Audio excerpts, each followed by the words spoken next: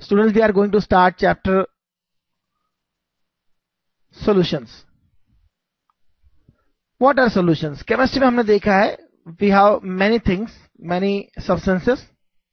Some substances are pure, but some substances are mixture.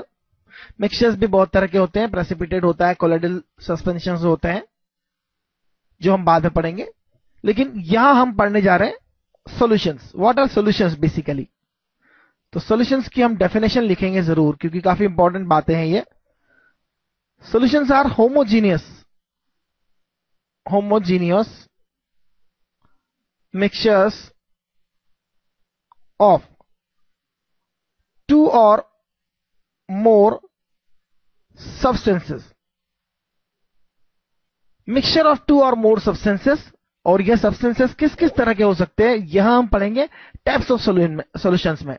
In fact types of solutions अगर हम देखें तो हम यहां पर समझ सकते हैं कि गैस अगर मिक्स करें गैस में तो आपको एक सॉल्यूशन मिलेगा. लिक्विड को अगर आप मिक्स करें लिक्विड में, लिक्विड को गैस में करें तो एक सॉल्यूशन मिलेगा. सॉलिड को अगर आप गैस में मिक्स करें तो एक टाइप का सॉल्यूशन मिलेगा. गैस को लिक्विड में, इसी तरह से लिक्विड टू लिक्विड एक सॉल्यूशन होगा, सॉलिड टू लिक्विड एक सॉल्यूशन होगा, गैस टू सॉलिड सॉल्यूशन होगा, लिक्विड टू सॉलिड सॉल्यूशन मिलेगा आपको, और सॉलिड टू सॉलिड सॉल्यूशन मिलेगा. तो हमारे पास ऑब्वियसली 9 टाइप्स ऑफ सॉल्यूशन हो गए. दो या दो से ज्यादा सब्सटेंसेस का homogeneous mixture. What do you mean by homogeneous mixture? That is very important word, homogeneous. Let us see a simple solution here. Here I have water. Here I have water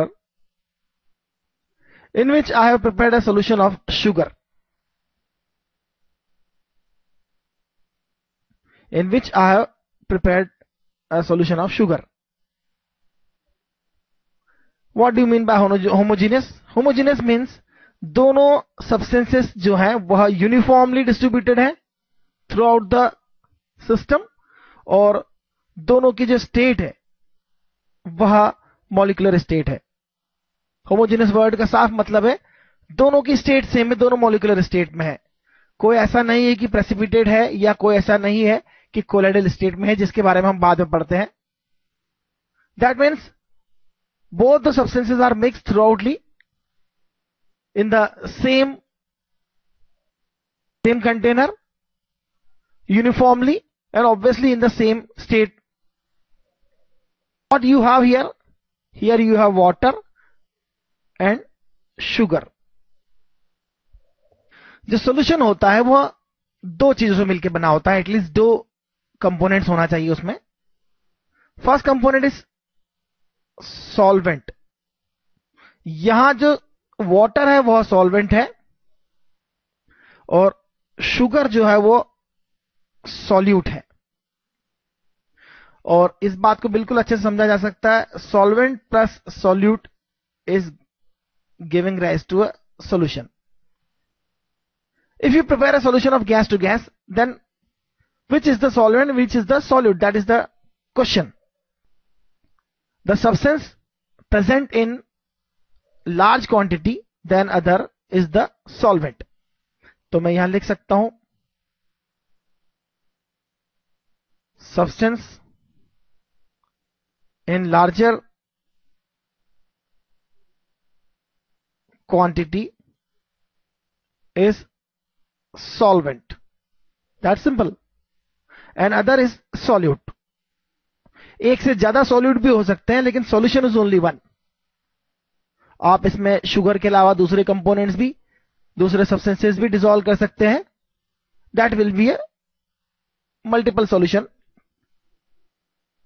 Unless it is just a binary solution. Binary मतलब वहां पर केवल दो substances हैं, एक solvent और एक solute. लेकिन हमें ज्यादा मुश्किल नहीं लगती, ये बातें समझना बहुत आसान है. कॉमन लाइफ में हम बहुत से सॉल्यूशन देखते हैं. गैस टू गैस अगर हम बात करें, गैस टू गैस बात करें, यहां सॉल्यूट और सॉल्वेंट अगर हम लेते हैं, इसे सॉल्यूट लेते हैं और इसे सॉल्वेंट लेते हैं.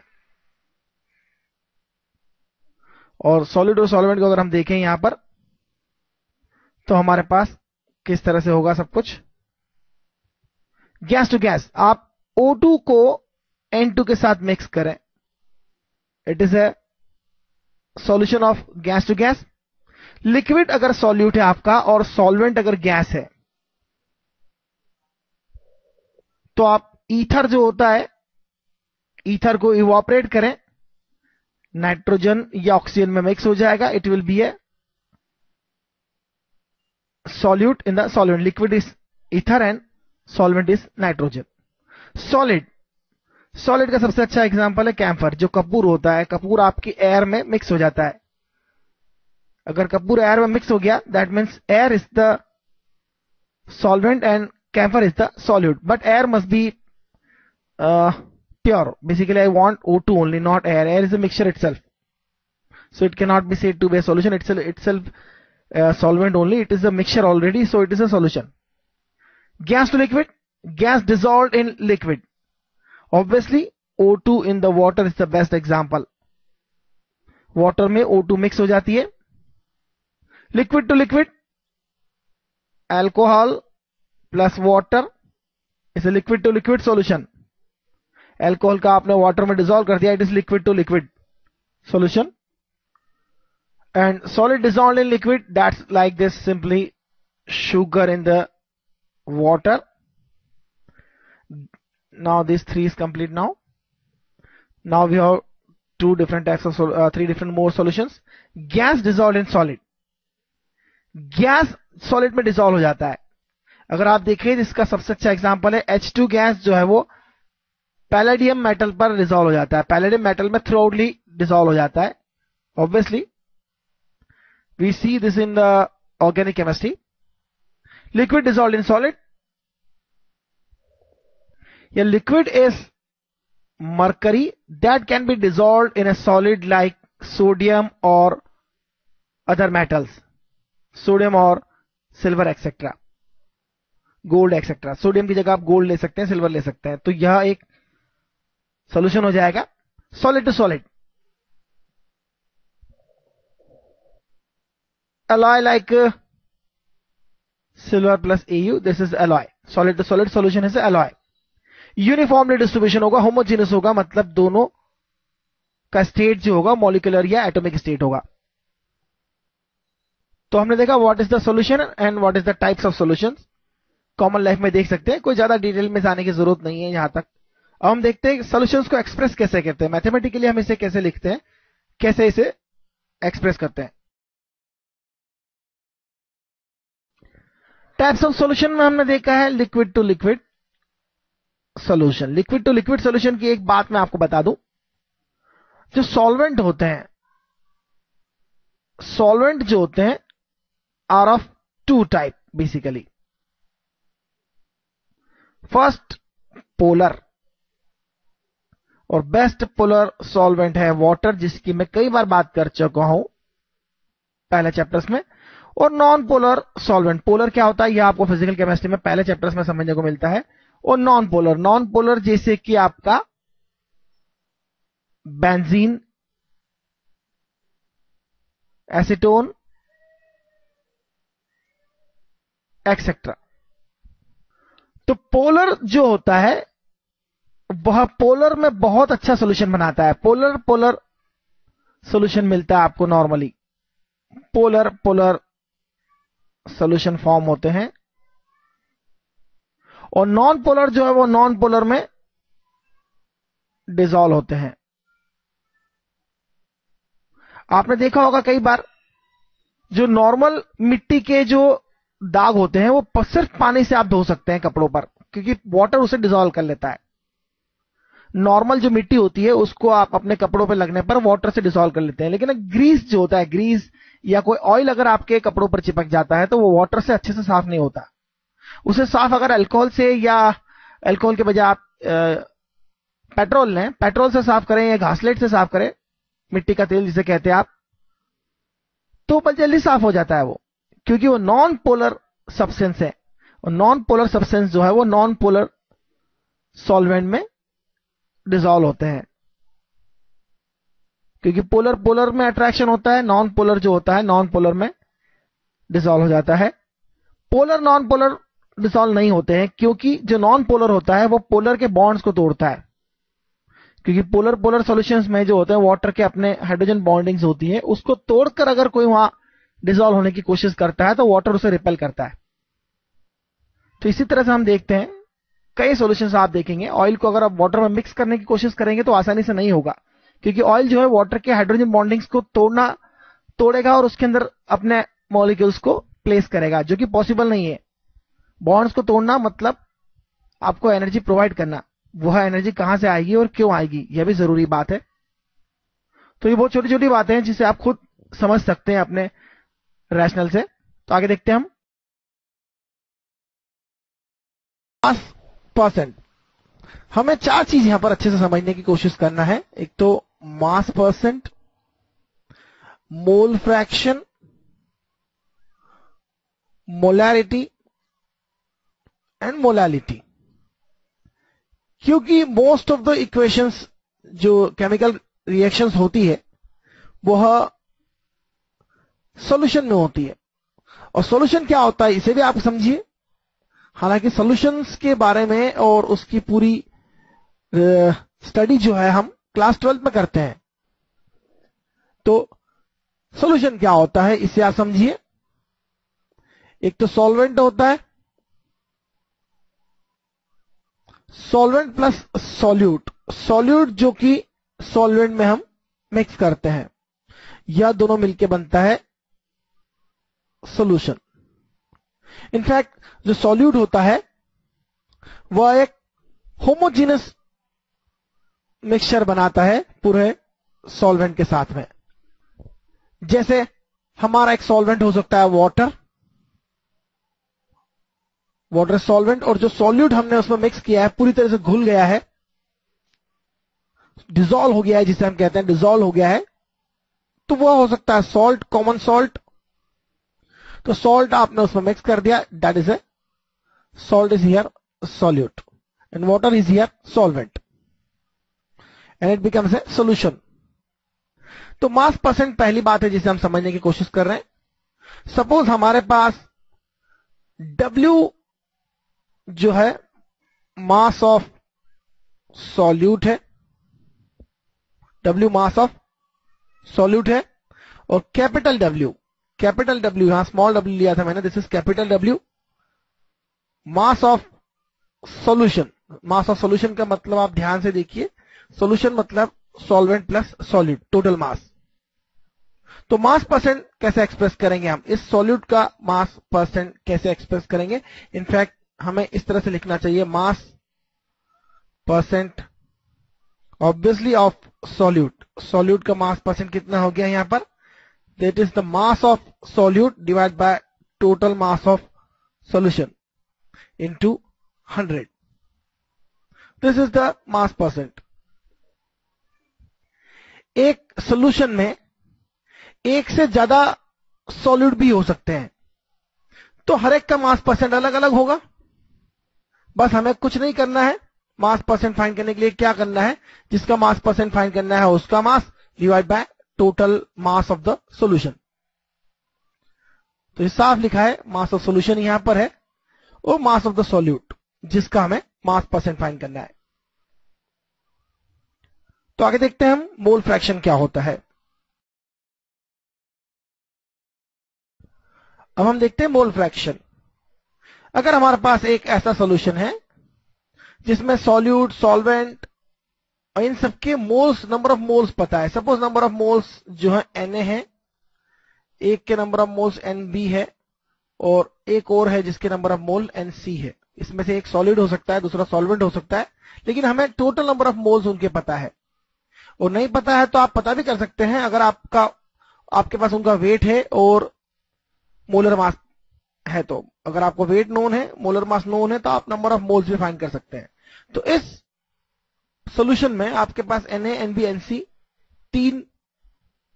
तीन सब्सटेंसेस A, B, C के मोल्स हैं।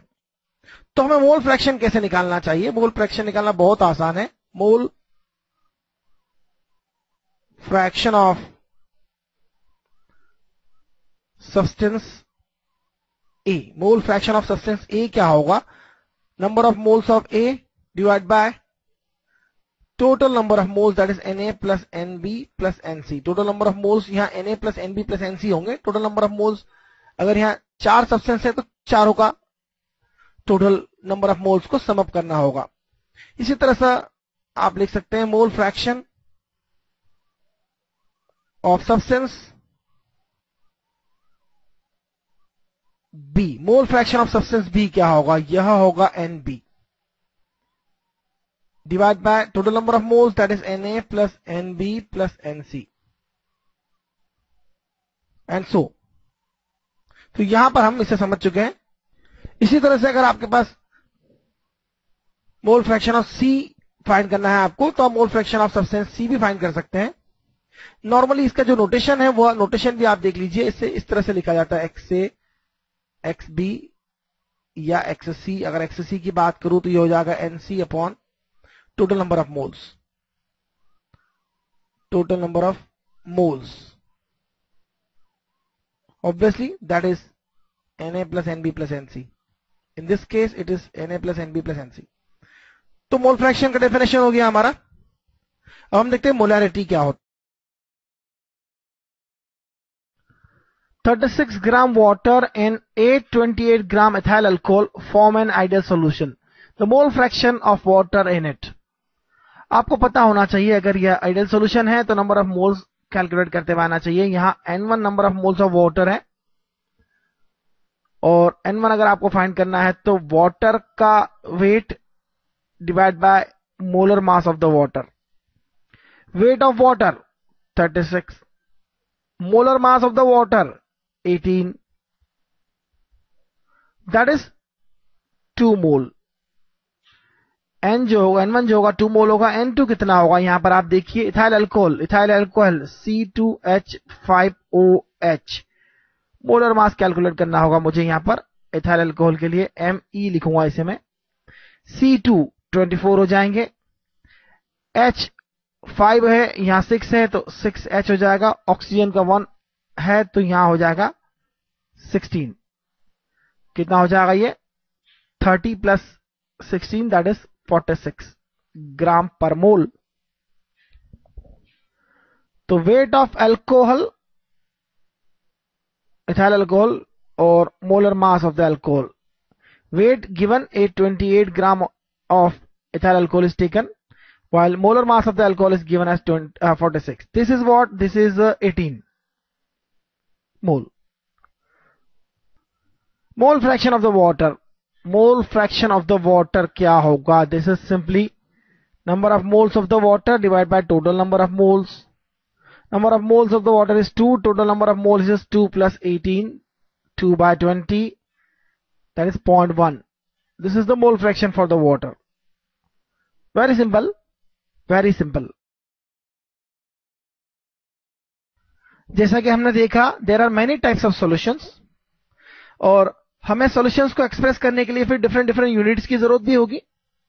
कहीं पर सॉलिड सॉल्वेंट की जो क्वांटिटी है वो कंपेरेबल हो जाती है, लेकिन कहीं पर सॉलिड बहुत बहुत कम होता है और सॉल्वेंट जो होता है बहुत ज्यादा होता है.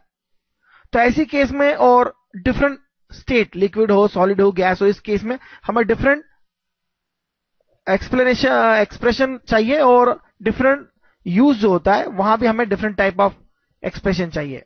तो हम कैसे कैसे मेजर करते हैं इसे बड़े आसानी से समझा जा सकता है. First thing is mass percentage. It is called mass percentage. अगर आपके पास 2 या 2 से ज्यादा सब्सटेंसेस का सॉल्यूशन है तो आप मास परसेंट कैसे फाइंड कर सकते हैं. तो सपोज मेरे पास सिंपल सा एग्जांपल है. I have a solution. अब मैं सॉल्यूशन में ये नहीं देखूंगा कि कौन लिक्विड है, कौन गैस है और कौन सॉलिड है. आई हैव सब्सटेंसेस और वहां एक एक का मास अगर मैं लेता हूं Ma है, B का मास Mb है और C का मास Mc है. मास परसेंटेज ऑफ A कितना होगा? That's very easy to understand.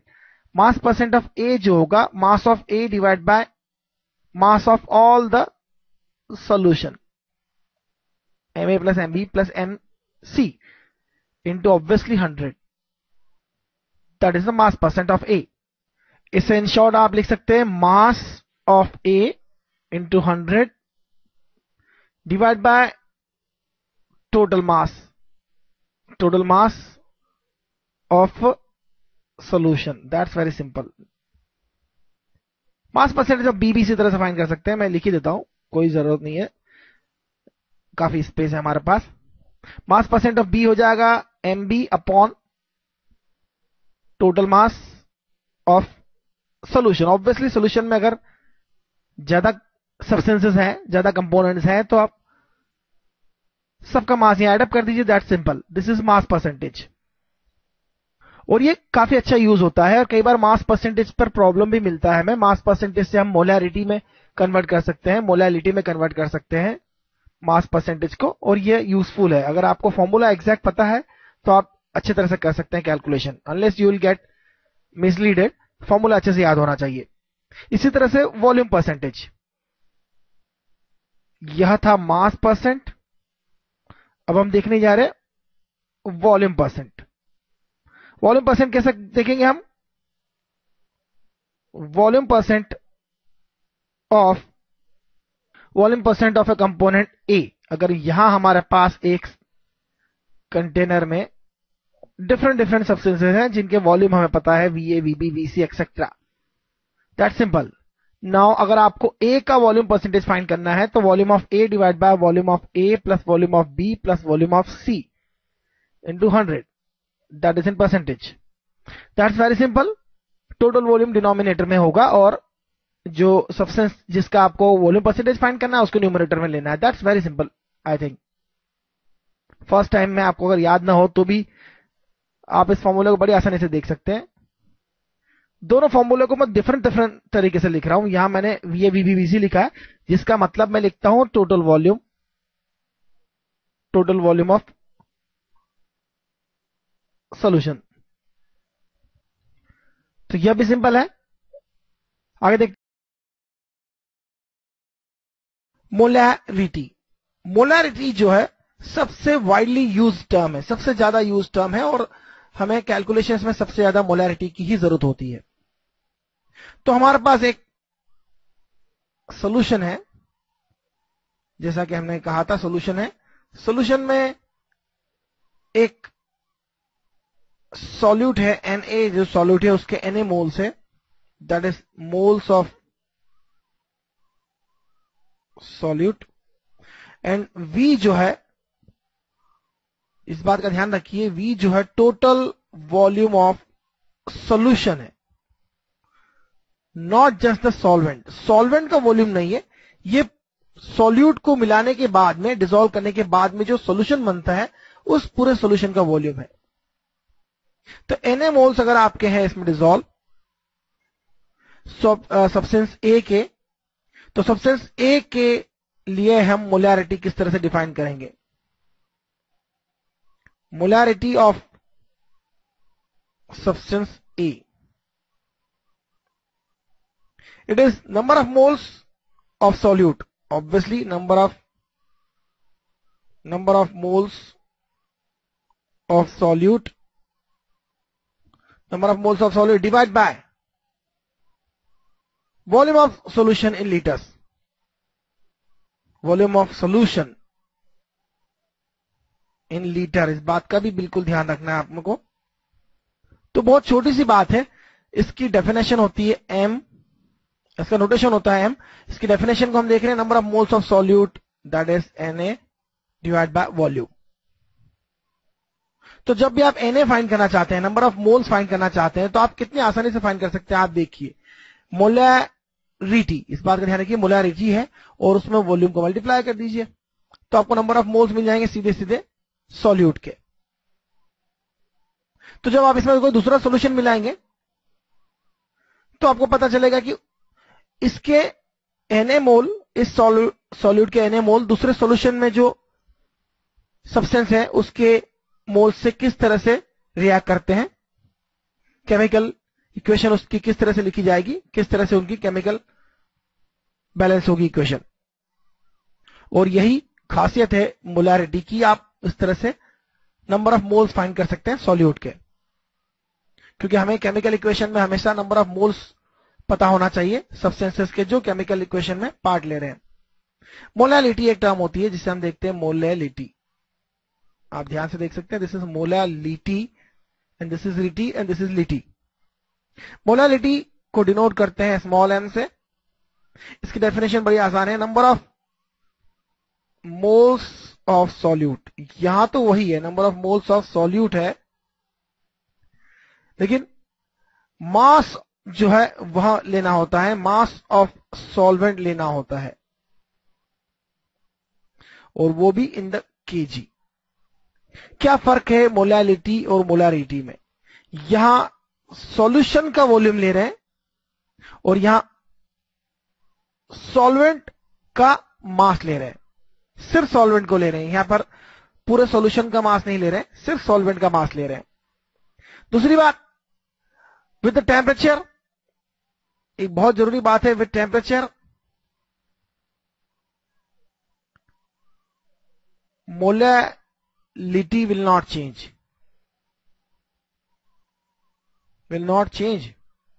क्योंकि mass will not change but molarity will change, क्योंकि वॉल्यूम चेंज हो जाएगा।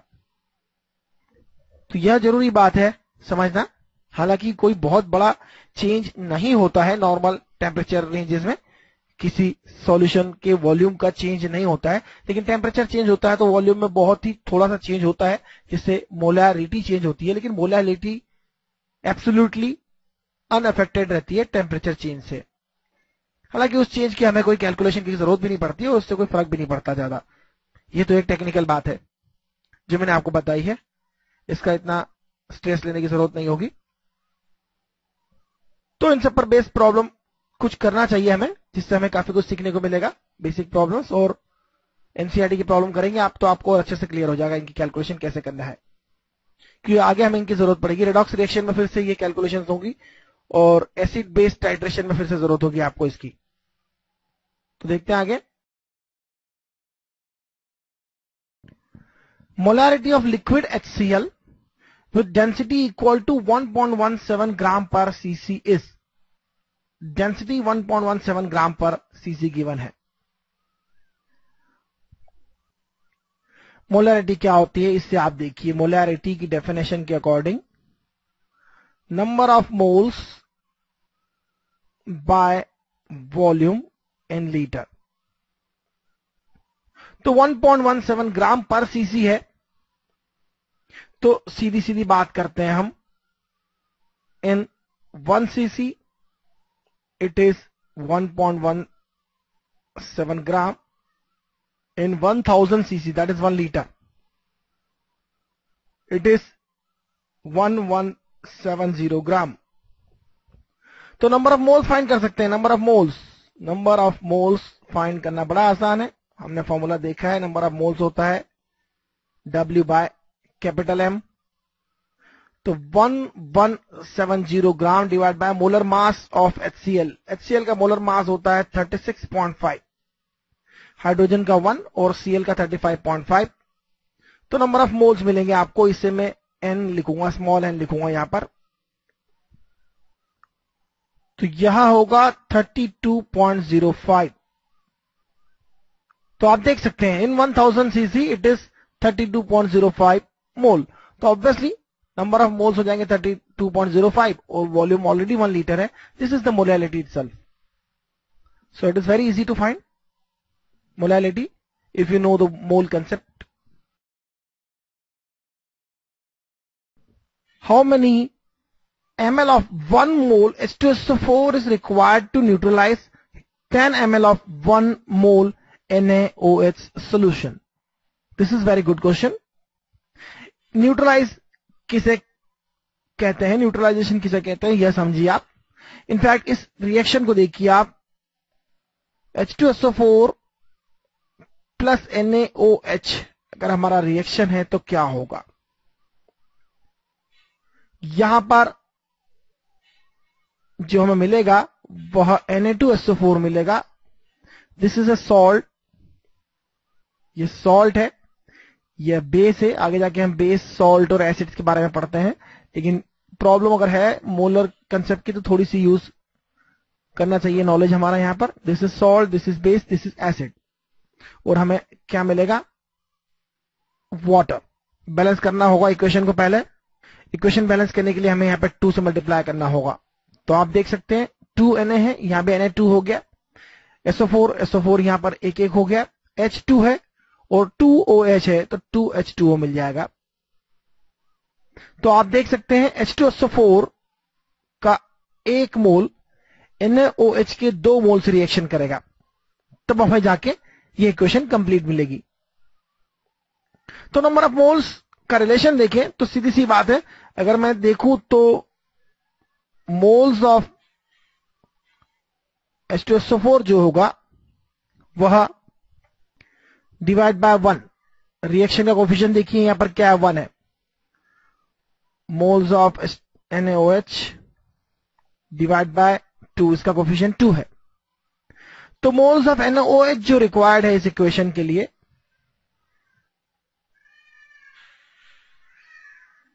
वो 2 टाइम्स मोल्स ऑफ H2SO4 होगा, that is sure.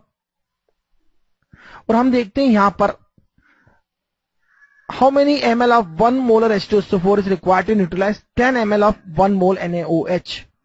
Moles of NaOH कैसे फाइंड करेंगे हम?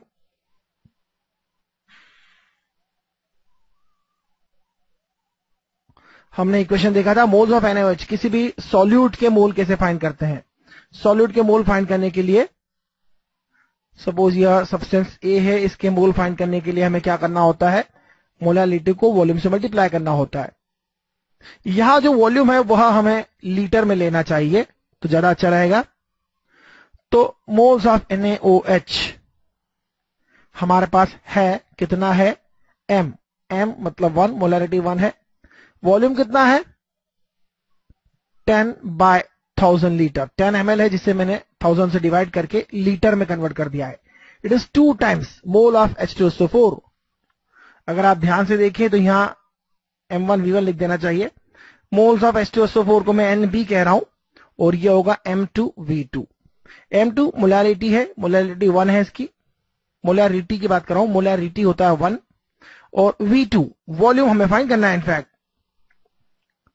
तो आप देख सकते हैं यहां से V2 कितना होगा, अगर मैं इसे डिवाइड कर देता हूं तो V2 होगा 5/1000 litre, that is obviously 5.0 ml।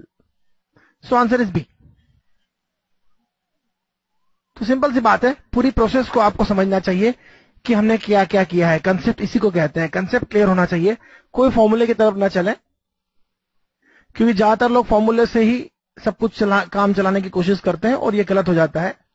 Number of moles find करना चाहिए और नंबर ऑफ मोल्स जो रिक्वायर्ड है वह समझने की कोशिश करना चाहिए सबसे पहले, तो बड़ा आसान होगा। आगे देख, units of concentration. Units of concentration में हमने देखा mass to mass, volume to volume. अब हम देखने जा रहे हैं mass to volume. This is mass to volume, और mass to volume obviously mass per unit litre major किया जाता है, और यह मेडिकल इंडस्ट्री में ज्यादा यूज होता है, हालांकि इसकी ज्यादा जरूरत नहीं होती हमें यहां पर। तो हम इसे लिख सकते हैं मास बाय वॉल्यूम परसेंट, और इट इज मेजर्ड इन ग्राम पर litre, like number of grams dissolve पर यूनिट लीटर पर लीटर। सिमिलरली एक बहुत ही इंपॉर्टेंट टर्म आजकल जो हम देखते हैं, पार्ट्स पर million. This is very important, environment point of view से यह बड़ा इंपॉर्टेंट है। हमें यह देखना होता है कि हमारे इन्वायरमेंट में कितनी पॉल्यूशन है, और इस पॉल्यूशन को हम पार्ट्स पर मिलियन में मेजर करते हैं, क्योंकि बहुत ही डाइल्यूट होता है ये सब कुछ। अगर आपका कोई पॉल्यूटेंट है जिसने पॉल्यूट कर रखा है आपके इन्वायरमेंट को, तो यह बहुत ही डाइल्यूट होता है, और इसके कॉन्सेंट्रेशन को आप ग्राम पर लीटर में लिखेंगे तो कुछ इस तरह से दिखाई देगा, और 10⁻³ पर ग्राम पर लीटर एक्सेट्रा। और इससे आप अच्छे से एनालाइज नहीं कर पाते, इसलिए हम अच्छी यूनिट यूज करते हैं और उस यूनिट में पार्ट्स पर मिलियन यूज करते हैं। पार्ट्स, दैट मीन्स पार्ट्स पर मिलियन। तो यह ग्राम पर मिलियन ग्राम भी हो सकता है, वॉल्यूम बाय वॉल्यूम भी हो सकता है, और weight by mass by volume भी हो सकता है। ऑब्वियसली मास बाय मास इस तरह से भी हो सकता है। तो पार्ट्स पर मिलियन जो होता है उसे मेजर किस तरह से करते हैं, तो हम देखें number of parts of a substance divide by total number of parts of all substances of the solution into 10 to the power 6. This is very important. 10 to the power 6 से मल्टीप्लाई किया है अगर आपने, तो ये पार्ट्स पर million में convert हो जाएगा। अगर आपने 100 से मल्टीप्लाई किया तो मास परसेंटेज या वॉल्यूम बाय वॉल्यूम परसेंटेज में कन्वर्ट होगा। अगर आपने 10 to the power 6 से मल्टीप्लाई किया तो परसेंटेज के बजाय ये पार्ट्स पर मिलियन हो जाएगा। All the three things can be do like this. अगर मैं आपको कहूं कि 5.8 milligram O2 is dissolved in sea water per liter, not litre, पर केजी लिखना चाहिए इसे, पर केजी। तो इसे पार्ट्स पर मिलियन में कैसे लिखेंगे? 5.8 मिलीग्राम आप न्यूमरेटर में लेंगे, मिली मतलब 10 to the power -3 ग्राम। अब पर केजी में डिसॉल्व है तो टोटल वॉल्यूम, टोटल जो पार्ट्स हो गए आपके सॉल्यूशन के वह ऑलमोस्ट केजी होगा, क्योंकि केजी में 5.8 मिलीग्राम है तो उससे आप नेग्लेक्ट कर देंगे। तो जो टोटल मास ऑफ सॉल्यूशन होगा वह होगा 1 kg, दैट इज 1000 ग्राम। इसे मैंने ग्राम में कन्वर्ट कर दिया है। This is ppm, O2 ppm, O2 parts पर मिलियन इन सी वाटर। तो आप देख सकते हैं 5.8 मिलीग्राम O2 जो है पर केजी डिसॉल्व है। 5.8 मिलीग्राम, ग्राम ग्राम हो गया दोनों यहां पर। 10 to the power 6 से मल्टीप्लाई करेंगे हम यहां पर, 10 to the power 6 से मल्टीप्लाई करेंगे, आप देख सकते हैं it is 5.8 ppm। It sounds very well. ये कैंसिल हो जाएंगे सारे और आपको मिलेगा 5.8 ppm। दैट मीन्स 5.8 पार्ट्स पर मिलियन ऑफ सी वाटर जो है वो O2 डिसॉल्व है। That's very big amount also. और इसी O2 से जो है सी में जो आपकी मछलियां होती है, फिशेस होती है, उनको ऑक्सीजन मिलता है। That's simple. तो पीपीएम भी सिंपल है, कोई मुश्किल नहीं है। देखेंगे आगे इसके, लेकिन न्यूमेरिकल बहुत कम आते हैं, कोई परेशानी वाली बात नहीं अगर फॉर्मूला आप भूल जाते हैं तो आगे देखते हैं हम। If 5.85 gram of NaCl, molecular weight 58.5 is dissolved in water and solution is made up to 0.5 liter. Solution is of 0.5 liter. The molarity of the solution will be, molarity क्या होगा? नंबर ऑफ मोल्स की अगर हम बात करें तो ये होगा W/m, और volume in litre we have to put here. W mass is 5.85, molar mass, molar weight is given 58.5, volume in litre is 0.5। This is what? 0.1 divide by 0.5, this is simply 0.2। So the answer is 0.2. Molarity is 0.2.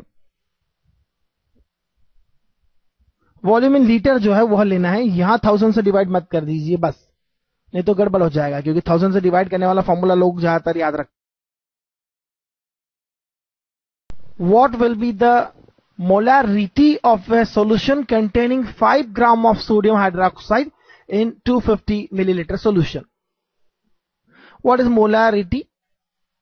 Molarity is number of moles divided by volume of solution. Now what is the number of moles? Number of moles अगर आपको देखना है तो number of moles होता है N, that is mass of the solute divided by molar mass of the solute. W 5 gram. Molar मास की अगर हम बात करें तो NaOH सोडियम हाइड्रोक्साइड के लिए देखें Na 23 होता है, O 16 हो जाएगा, हाइड्रोजन का 1 हो जाएगा। Overall it is what? 40 gram per mole is the molar मास, तो यहां आएगा 40। Volume of solution in litre 250 ml है, तो उससे आपको लीटर में कन्वर्ट करना चाहिए। इसके लिए आपको 1000 से डिवाइड करना होगा। आप फॉर्मूला मत देखिए, अगर आपको फॉर्मूले की बात करना है तो फॉर्मूला हो जाएगा W/m into VCC and 1000 here. This is the formula basically. This is number of mole and this is the number of mole. आप इसे से देखिए, this is VCC by 1000. तो फॉर्मूला दोनों सेम है क्योंकि मैंने 1000 यहां लिख दिया है, इस तरह से इसे लिखा है. This is what the same things that I am going to do. Volume of solution जो है उसमें वॉल्यूम ऑफ 5 ग्राम जो है इंक्लूडेड है. आपकी volume of solution already given volume of solution है तो कोई प्रॉब्लम ही नहीं है फिर तो हमें. दिस इज व्हाट, अगर इसे देखिए हम तो ये हो जाएगा 4 और यह हो जाएगा 1/8. This is simply 1/2, that is 0.5. So answer is a, 0.5 molar. तो फॉर्मूला यूज करना आ गया आपको. If 1 molar 2.5 liter NaOH solution is mixed with another 0.5 molar and 3 liter NaOH solution, then molarity of the resultant solution will be. बहुत अच्छा काम करा आपने.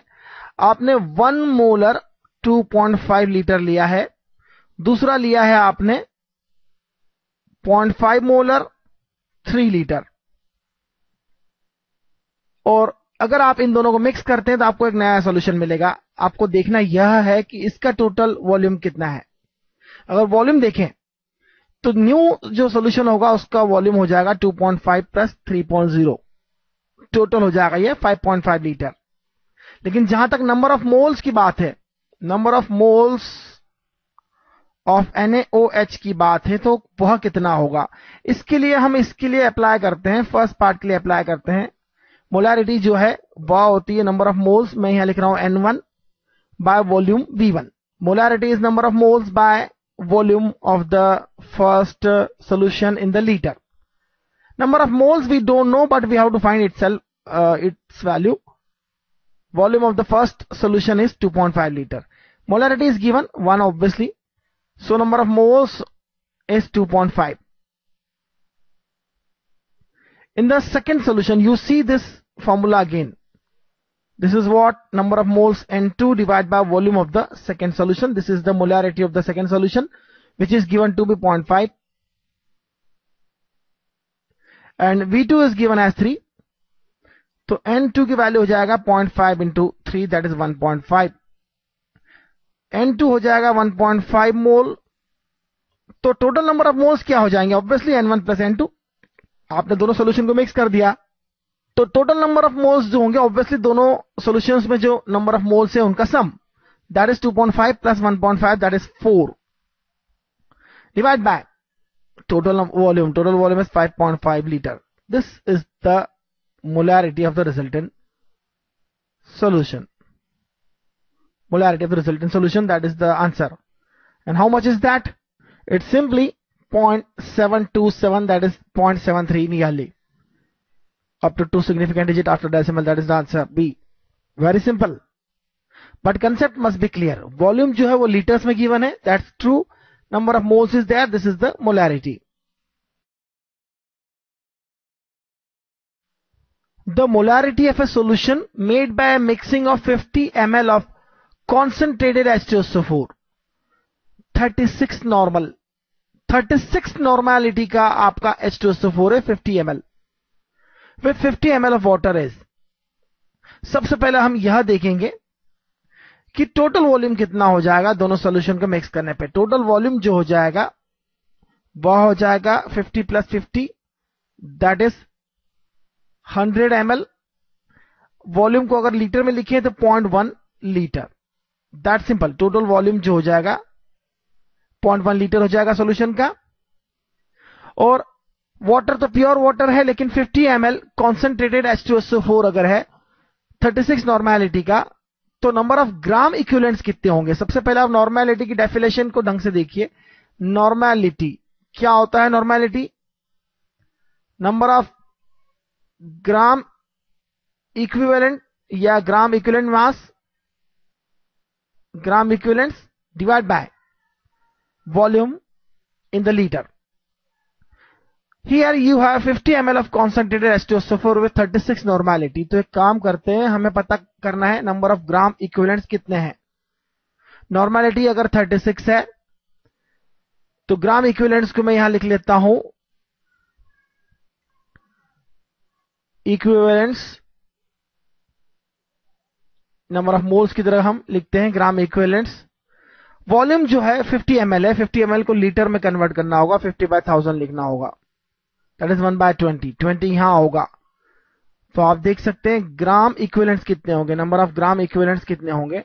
Obviously number of moles की तरह number of gram equivalents find करना पड़ेगा यहां पर। यह हो जाएगा 36/20। आप देख सकते हैं दिस इज 50, दिस इज 20, 20 यहां होगा न्यूमरेटर में, फिर यहां डिनोमिनेटर में जाएगा, तो 36/20 दैट इज सिंपली 1.8 इक्विवेलेंट्स, जिसे हम मोल्स कहते हैं। इसी तरह से यहां पर इक्विवेलेंस होगा। तो अब नॉर्मेलिटी की जो बेसिक डेफिनेशन है उसे देखिए आप, और मोलैरिटी की डेफिनेशन देखें हम, तो क्या होगा। तो मिक्सचर की नॉर्मेलिटी और मोलैरिटी क्या होगी, मिक्सचर की नॉर्मेलिटी। तो मैं मिक्सचर की नॉर्मेलिटी फाइंड कर लेता हूं पहले। नॉर्मेलिटी ऑफ मिक्सचर क्या होगा, नॉर्मेलिटी ऑफ मिक्सचर होगा नंबर ऑफ ग्राम इक्विवेलेंट्स, साफ साफ लिखना चाहिए, number of gram equivalents divide by volume in litre. आप देख सकते हैं ग्राम इक्विवेलेंट्स 1.8 हो गए और वॉल्यूम जो है 0.1 लीटर है। टोटल वॉल्यूम जो है मिक्सचर का 0.1 है। तो नॉर्मेलिटी ऑफ मिक्सचर क्या हो गया, आप देख सकते हैं 18 हो गया, मिक्सचर हो गया 18। ऑब्वियसली अगर आप इतना ज्यादा नहीं करें तो भी आप देख सकते हैं नॉर्मेलिटी ऑफ मिक्सचर हो गया 18 नॉर्मल। और आप यहां देखें आपने डाइल्यूट कर दिया, डबल डाइल्यूट कर दिया, तो सीधे सीधे 36 का हाफ हो जाएगा, कोई बड़ी बात नहीं है, लेकिन यह कैलकुलेट करना जरूर सीखना चाहिए। और नॉर्मेलिटी और मोलैरिटी में रिलेशन आपको पता है, नॉर्मेलिटी होता है वैलेंसी इंटू मोलैरिटी। आपको क्या फाइंड करना है, मोलैरिटी फाइंड करना है। तो मोलैरिटी क्या होगा, N/V, मोलैरिटी हो जाएगा N/ वैलेंसी। नॉर्मेलिटी है 18, वैलेंसी होती है 2, H2SO4 डाइप्रोटिक है इसलिए 2H+ आपको प्रोवाइड करता है, that is the valency, that is obviously the 9। तो मोलैरिटी हो जाएगी 9 molar, answer is D, molarity हो जाएगी 9 molar, that is the answer. Normality, normality क्या होती है यह समझने के पहले हमें समझना चाहिए इक्विवेलेंट वेट क्या होता है। इक्विवेलेंट वेट क्या होता है, इक्विवेलेंट वेट को हम कई बार ई से डिनोट करते हैं, कैपिटल ई से डिनोट करते हैं, और यह क्या होता है, यह होता है मोलर वेट बाय वैलेंसी, और V is the valency. Oxidation reduction में यह ऑक्सीडेशन नंबर भी होता है, चेंज इन ऑक्सीडेशन नंबर भी होता है, हम देखेंगे वहां पर, लेकिन यहां पर हम बड़ी आसानी से इसे देख सकते हैं। अगर मैं मोलर मास की बात करूं तो यह तो आपको पता है कि मोलर मास क्या होता है, लेकिन इक्विवेलेंट वेट जो होता है वह molar weight divide by valency होता है। तो जहां हम मोल्स कहते हैं वहां पर नंबर ऑफ मोल्स की अगर हम बात करें तो नंबर ऑफ मोल्स क्या होता है यह देख लेते हैं हम एक बार फिर से। नंबर ऑफ मोल्स क्या होता है, नंबर ऑफ मोल्स होता है amount of substance divide by molar मास। इसी तरह से number of gram equivalents, gram, number of gram equivalents क्या होता है, नंबर ऑफ ग्राम इक्विवेलेंट्स होता है amount of substance divide by equivalent weight, that's very simple. और अगर हम एग्जांपल पॉइंट ऑफ व्यू से देखें तो फॉर HCl में आप देखें H+ आयन होता है, Cl नेगेटिव आयन होता है, यहां पर वैलेंसी जो है 1 है। तो HCl के केस में मोलर मास जो होता है वही इक्विवेलेंट वेट होता है। और फॉर H2SO4 अगर आप देखें तो यहां वैलेंसी आप देखें SO4 2 नेगेटिव है, H++ है, डाइप्रोटिक है यह। तो इसी तरह से डाइप्रोटिक है, ट्राइप्रोटिक है, कितने प्रोटिक है या कितना बेसिक है यह हमें देखना होता है। तो यह मोनोप्रोटिक हो गया, डाइप्रोटिक हो गया, इसी तरह से ट्राइप्रोटिक भी होता है, या मोनोबेसिक, डाइबेसिक और ट्राइबेसिक होता है। इस केस में इक्विवेलेंट वेट या इक्विवेलेंट मास जिसे हम कह सकते हैं वह हो जाएगा मोलर मास डिवाइड बाय 2, क्योंकि इस केस में वैलेंसी जो है वह 2 हो जाती है। डाई ट्राई, ट्राई के केस में 3 हो जाएगा। And that is the only simple thing. तो नॉर्मेलिटी क्या हो जाएगी? नॉर्मेलिटी हो जाएगी, नॉर्मेलिटी जो होगी वह हो जाएगी number of gram equivalent, number of gram equivalents and volume is in the liter, volume in liter। तो बहुत सिंपल सी बात है, ग्राम इक्विवेलेंट्स आप कैसे कैलकुलेट करते हैं? Amount of substance divide by equivalent weight, और वॉल्यूम अगर आपको फाइंड करना है, वॉल्यूम सीसी में गिवन है, तो सीसी वॉल्यूम को आप 1000 से डिवाइड करके उसे चेंज कर सकते हैं लीटर में। VCC बाय 1000 मैंने यहां इसलिए लिखा है कि सीसी में ज्यादातर वॉल्यूम हम सेंटीमीटर क्यूब में मेजर करते हैं, उससे आप 1000 से डिवाइड करेंगे तो वह लीटर में कन्वर्ट हो जाएगा। तो नंबर ऑफ मोल्स, मोलैरिटी में आप देख ही चुके हैं, it is number of moles per litre, that is the divide by volume in litre. और इसके लिए आपको क्या करना होता है? Amount of substance divide by molar mass, that is the number of moles. और वॉल्यूम अगर सीसी में गिवन है तो उसे 1000 से डिवाइड करके आप कन्वर्ट कर देते हैं लीटर में। तो कई बार फॉर्मूला जो है आपको बुक्स में इस तरह से देखने को मिलता है, W it is the amount of substance measured in grams divide by molar mass, in obviously mole per mass पर मोल होता है ये, और हम देख ही चुके हैं VCC, वॉल्यूम इन सेंटीमीटर क्यूब। तो इस तरह से फॉर्मूला कोई मुश्किल नहीं है। अगर किसी को फॉर्मूले की प्रॉब्लम आती है तो उसे थोड़ा सुधारना चाहिए, उसे समझना चाहिए, वैल्यूज को समझना, याद करना होगा आपको, और कन्वर्जन अच्छे से आना चाहिए। बस बेसिक फॉर्मूला तो यही है, नंबर ऑफ मोल्स कितना हो गए। तो यहां एक और बहुत जरूरी फॉर्मूला जो हम टाइट्रेशन में यूज करते हैं, नंबर ऑफ ग्राम इक्विवेलेंट्स क्या हो जाता है?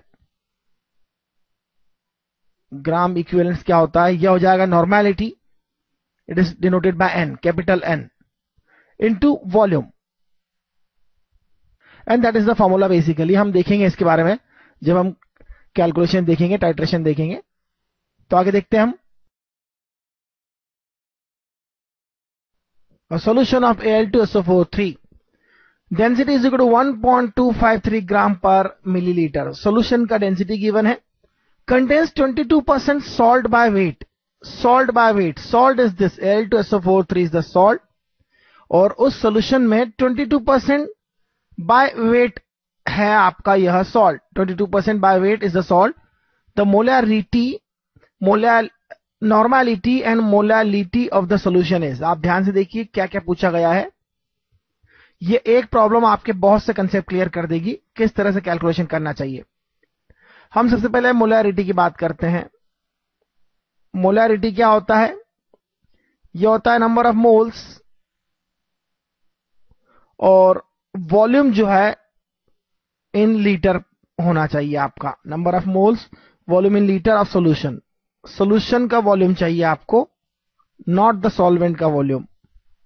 तो हमें यहां क्या करना चाहिए? हमें छोटे से एज्यूम्शन लेना चाहिए। Let volume we take V is equal to 1 liter.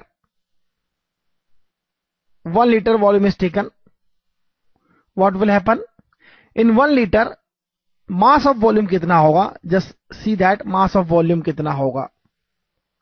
Mass of this 1 liter, mass of solution कितना होगा? 1 liter अगर आपने solution लिया है, let volume of solution take is 1 litre, mass of solution कितना हो जाएगा? आप देख सकते हैं डेंसिटी 1.253 ग्राम पर मिलीलीटर है, तो मास होता है density into volume.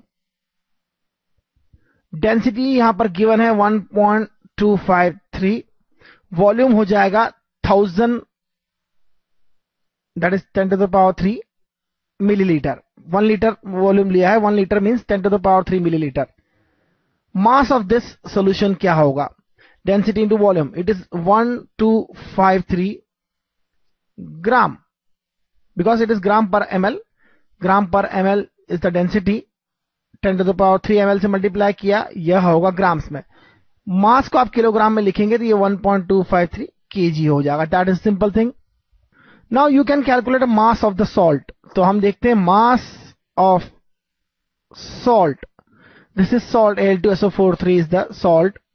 Mass of salt is what? 22% of the total mass, because it is 22% by weight.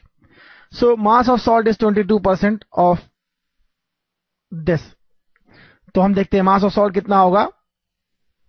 mass of salt कितना होगा?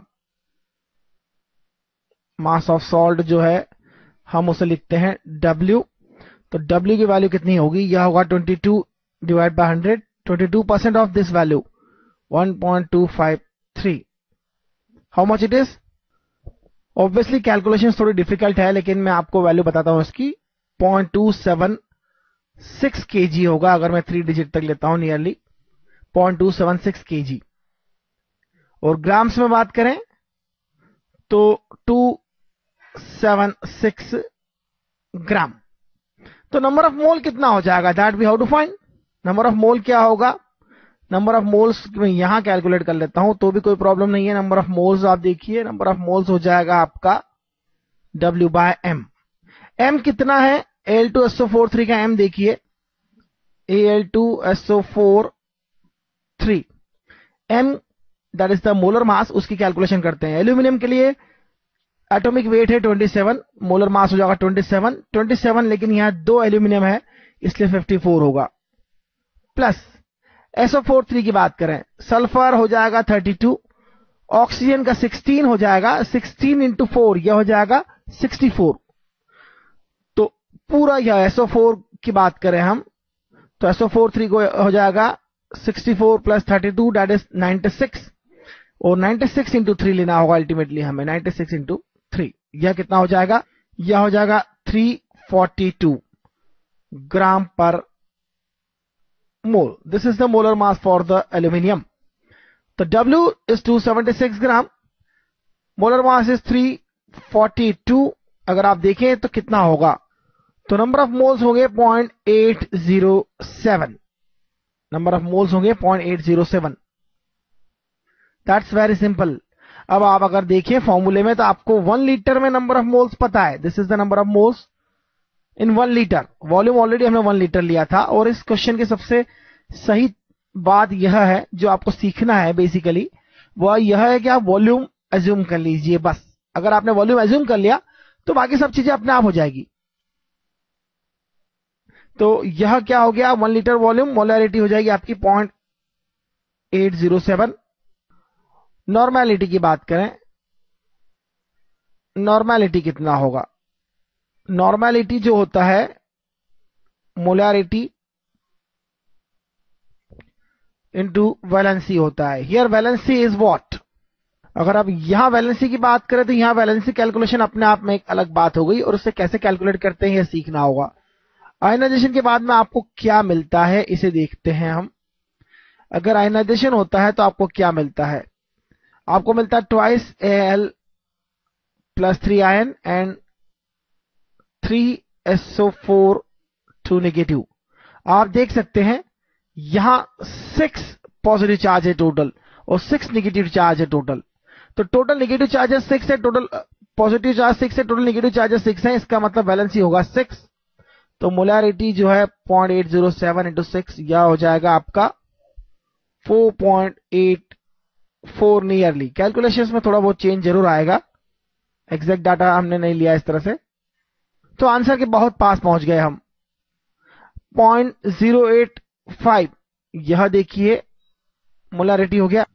तो अब हम मोलैलिटी भी फाइंड कर सकते हैं। मोलैलिटी की डेफिनेशन क्या है? Number of moles per kg. लेकिन हमारे पास number of moles per litre है, कोई बात नहीं। मोलैलिटी की वैल्यू लिखिए, क्या हो गई? Molality that is the number of moles. Number of moles आपके पास 0.807 है, लेकिन इस सॉल्वेंट की हमें मास पता होना चाहिए। और सॉल्वेंट का मास कैसे पता करेंगे?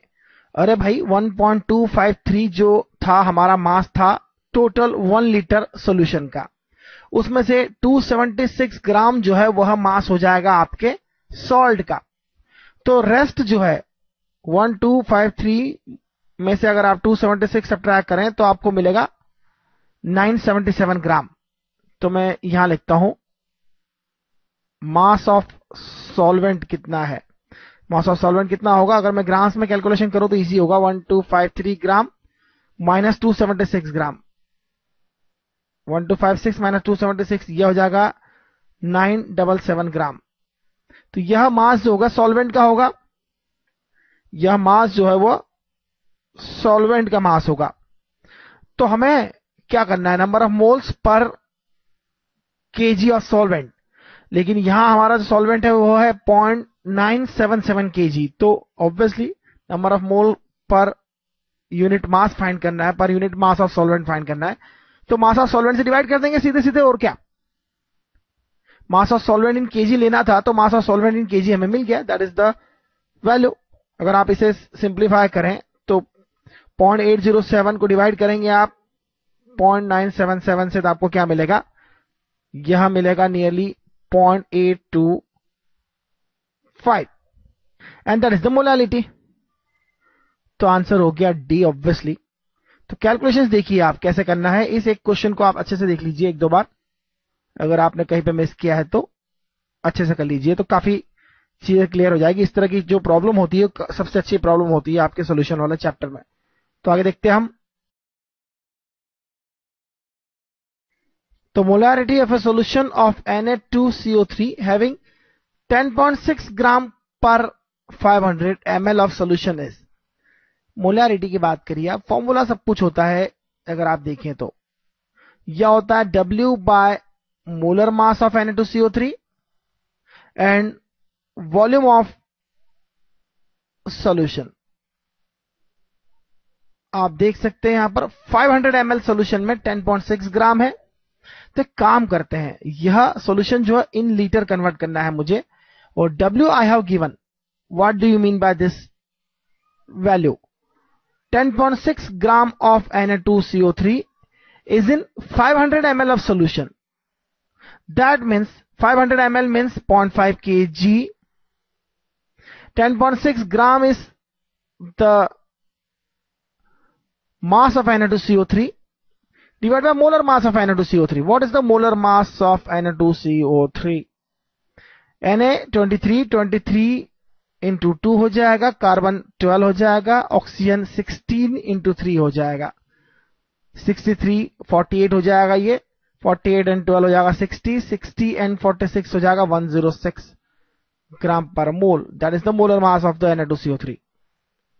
दैट मीन्स W आपको पता है 10.6, वॉल्यूम ऑफ को सॉल्यूशन पता है 0.5 ग्राम 0.5 kilogram basically, and molar mass you know that is 106।